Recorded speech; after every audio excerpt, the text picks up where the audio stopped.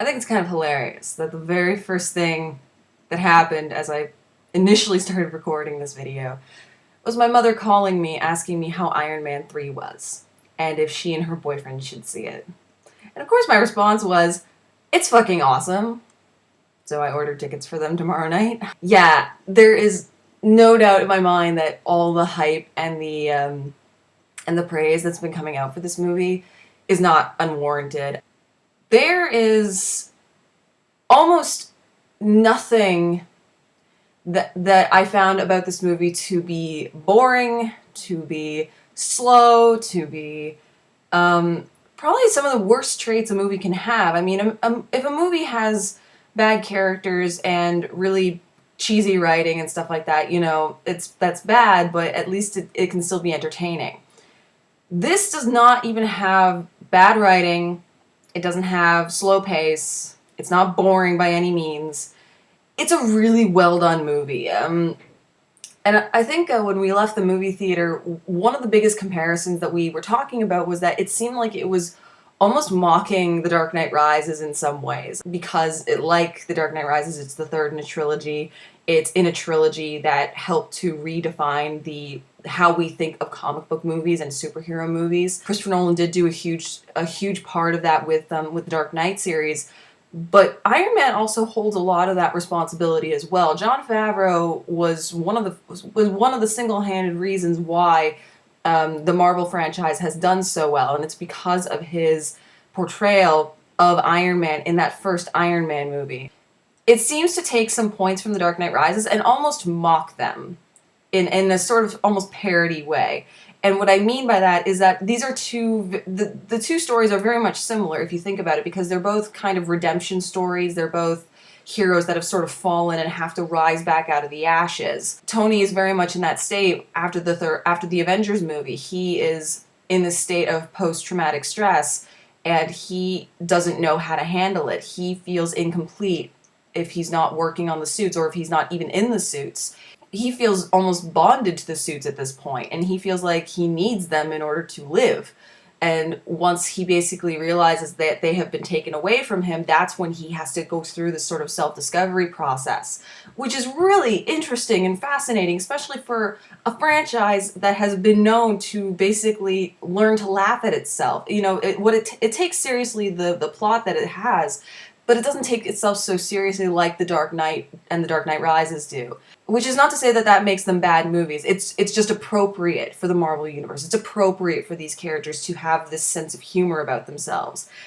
But it's hilarious because while all this sort of melodrama is going on with Tony, there is this sense of he's still Tony. He still knows when to crack a joke, and he still knows how to laugh at himself.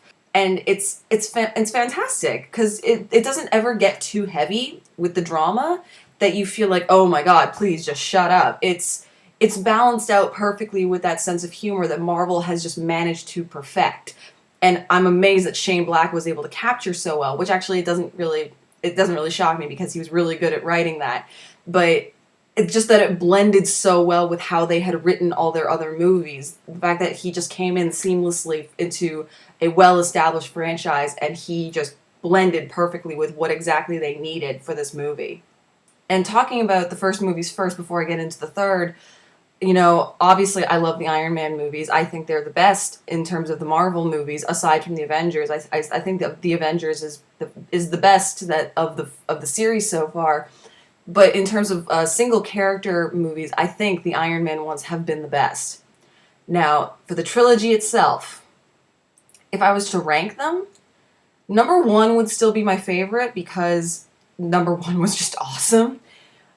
Number two, like most people, I wasn't big on it. I did like it.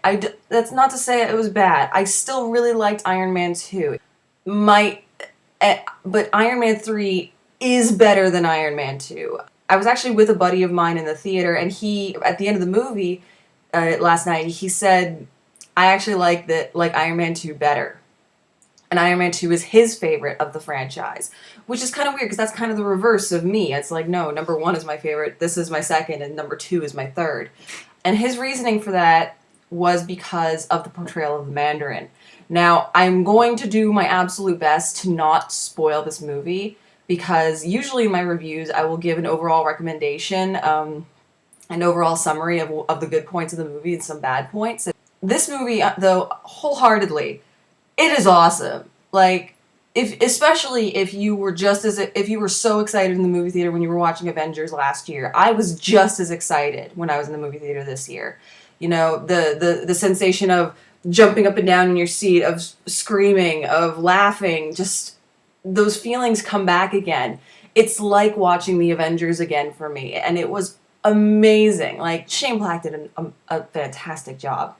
In terms of directing and in terms of writing. I thought this had the stamp of the Iron Man series on it, and had the Marvel Universe thoroughly intact in it. But it was very much Shane Black. He hasn't really done much before. I think the only movie he's directed before this was Kiss Kiss Bang Bang, and he worked with Robert Downey Jr. on that. So, it's not like he has this huge repertoire behind him, but you can tell that there is a difference between how he directs these movies versus how Jon Favreau had directed them. And it's nice because I think Shane Black was a perfect choice for a movie like this. It had just the right amount of dark moments and the kind of broody moments, but it also had a really healthy dose of the humor that we're really used to from the Marvel characters. Now, getting back to spoilers, and the reasons why I don't want to talk about spoilers is because this movie virtually gives you nothing in the trailer. You may have seen the trailers a million times about what you think is going to happen. I'm telling you now, they tell you nothing. The trailer is not going to tell you a single goddamn thing about this movie. The only thing it really tells you is basically the hero's self-discovery, the hero's journey, sort of part of the movie, which is the core element of the movie. Like, that technically is the most important part of the movie. But all the other stuff about, who he's fighting and the circumstances about who's in danger, who's not in danger, what's being happened to this person, none of it is in the trailer. I had no clue basically walking into this. I thought I knew what was going to happen in this movie. I was totally wrong. And the reason I'm at least saying that is because I have to explain why I don't want to talk about spoilers. That is because if I tell anything about the spoilers, I feel like I immediately ruin the element that I was so excited by when I was watching the movie. I will feel like, especially for people who are against spoilers, who don't want to hear spoilers. I'm usually not that type of person. I really don't give two shits about spoilers.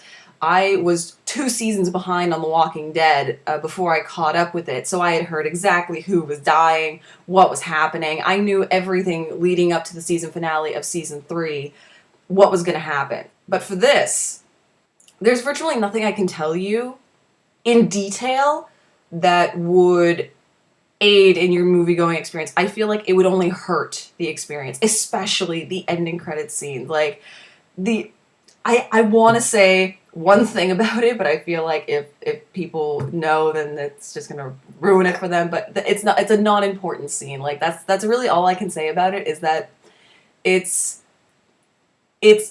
not really essential to the movie. It doesn't confirm anything about future Marvel movies. It's just really there for the fans. It's just there because, and what I think personally why they put it in is because of recent developments with certain actors in the movies, like obviously Robert Downey Jr., but also with another actor. They found out some stuff, and I think they put that in strictly because of the fans and because they like to laugh at it. The whole time during the end credits scene, as soon as I found out who was in there, I'm like, yes! Like, you have no idea the fangirlisms I had. The only thing I will say about the end credits scene is expect a really good cameo. Like, an unbelievable cameo. Like, that's all I'll say. The movie also does a fantastic job of building up stuff. Like, again, I'm trying to avoid spoilers as best as I can here, but, there's usually in films, whenever you see that a character is blatantly doing something that is going to set up something later on in the movie, like, some sort of redeeming sequence, or there's going to be some bizarre scenario that only this thing that they focused on earlier is going to be able to resolve.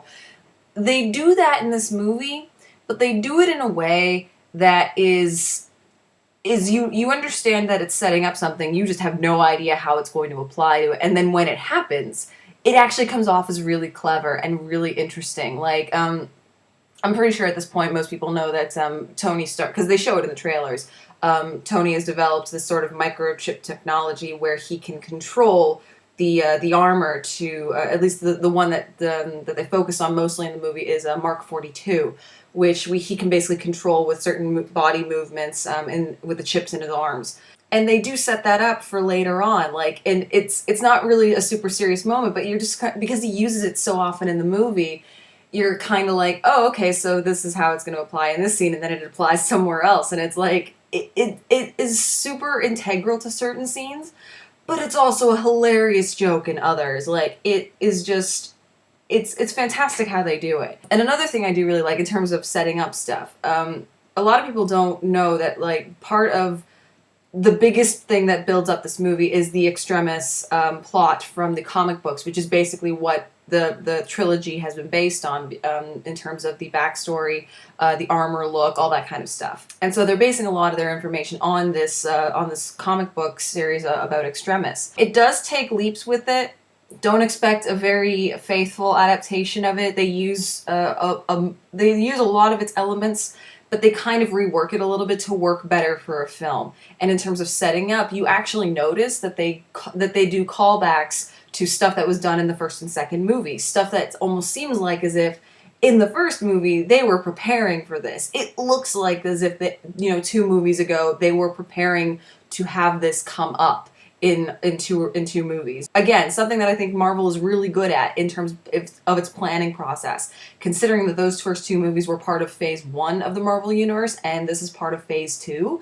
That's really good planning on their part. I don't know if that was intentional or if that just kind of worked out that way, but either way, it comes off as really clever and really interesting from the Marvel studio. I don't understand the people who have negative comments towards it. I think the negative comments come about from the villains, which, again, I don't want to give too much away about it because because of spoiler reasons. But yes, the villains are not accurate portrayals of how they appear in the comics. They are not faithful renditions, I will say. It's not even like they tweaked it a little bit. It is 100% false. Like, there is no comparison to these 2 characters. Like, it could have been a completely different villain. They didn't have to call him that. There was no reason that they had to call that villain that name. They could have just picked any other villain or something, or even just use the villain that they had and just use his name. They didn't need the name that they ended up going with, because that is its own character, and it's a character that is completely unrealized in this movie. But to me, I totally didn't mind it, which is really weird because usually one of my rules for comic book adaptations is character integrity, the maintaining of a character's integrity from its main source material. And for some reason, it doesn't bother me. And I think it's just because this movie was so goddamn entertaining. This movie gives you no reason to hate it. That's my thorough belief that this movie is so goddamn entertaining that you have no reason to bash on it. Like, there is even when you notice details that should be, sort of like those details, like, why aren't the Avengers here? Like, seriously, why doesn't S.H.I.E.L.D. step in? Because this is clearly something that they would deal with. Why is this something that only the U.S. government is dealing with? Like, even questions like that. Because I started thinking about that immediately after we saw the movie. I'm just like, oh, how come the Avengers never showed up? How come we didn't even get a cameo of, like, Nick Fury or something like that? Whatever. It comes secondary. Because it's like, you know what? That didn't have to occur in order to make the movie better. The movie is still really good, despite its faults. Despite its faults that people may find with it, I still maintain it does its job. It's supposed to be really entertaining. You are engaged with its characters. You love these characters. You are so attached to these characters that every single time something happens to them, I almost jumped out of my seat and screamed at the screen. Not even kidding. It was that engaging. And I thoroughly believe that is the main reason why this movie is so good. There's a lot of things people can point out that'll be like, oh, this is inaccurate, or like this, that, and the other thing. But you know what? Those are not game enders for me. There's nothing in this movie where it was like, that will just totally fuck up the rest of the movie for me. I can no longer enjoy this movie you know, even as a comic book fan, I can no longer enjoy this movie. No, it's totally the opposite. If anything, I can acknowledge the problems with it, but I don't care. They're just too good. It's too good to ignore. I will say though that the friend who said that he liked Iron Man 2 better than this movie, as soon as the end credits scene happened, immediately after, he's like, you know what? Best movie of the franchise because of that end credits scene. Again, it's so good. If you, oh my god, I can't even talk about it. I feel like I'm just fangirling at this point, but as you guys clearly know at this point, I am a huge Marvel fan. I know my poster isn't up in my new place because unfortunately I am not allowed to have posters on my walls because the walls are freshly painted. So there will be no posters on my walls. But you guys still do know I'm a huge Marvel fan, especially with my Black Sabbath t-shirt, which I wore last night to the premiere. I was so happy because I was trying to decide which shirt to wear and I didn't know. I figured, you know, let's just go with good old Black Sabbath. I think it is the must-see summer movie. You know, I have high hopes for Man of Steel. I'm looking forward to the Wolverine just because I really want that movie to do well. I have my doubts, but you know, I'm thinking of other comic book movies that are coming out this summer, and I just don't think that they will compare to, like, again, I have high hopes for Man of Steel, especially after watching the trailer again. Every time I watch it now, I get those goosebumps running up my spine. But like, I don't know. I really think Iron Man 3 is going to give the summer season a run for its money, and I think it's smart that Marvel pretty much continuously posts their big movie at the very beginning of the summer, so that they start off with a bang, and then for the rest of the summer, everyone is just trying to keep up, and they're trying to match it, which I think is what the Amazing Spider-Man tried to do. I think that's what the Dark Knight Rises tried to do, is just playing catch up to the Avengers last year, and I think Iron Man 3 is going to be the Avengers of the summer, especially with seeing how the box office is already performing, considering the movie is only coming out today.